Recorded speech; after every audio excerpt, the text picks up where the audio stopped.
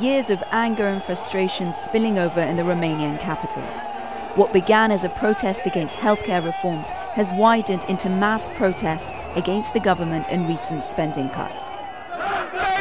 We are here because there is no more life in this country. We have no food, nothing to put on our table. Our kids left Romania. This is unbearable. More than 1,000 people turned out in the cold in the main square in Bucharest on Saturday. They stayed for hours, chanting slogans, refusing to leave. Scuffles quickly broke out as police pushed back protesters. They reacted by throwing petrol bombs. Police fired back with tear gas. Several police officers were also injured after people threw stones at them. It was the third straight day of protests in Bucharest and other cities in Romania.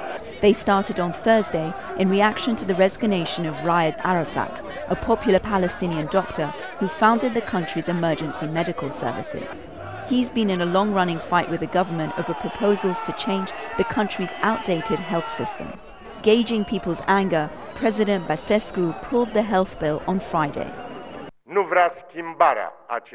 Nobody from the system wants changes, or very few want it. Maybe young and middle-aged doctors. Hospitals do not want changes, family doctors do not want it, the system itself doesn't want it. But for many Romanians, that simply was not good enough. They're calling for the president to resign and hold early elections. They say they've had enough of corruption.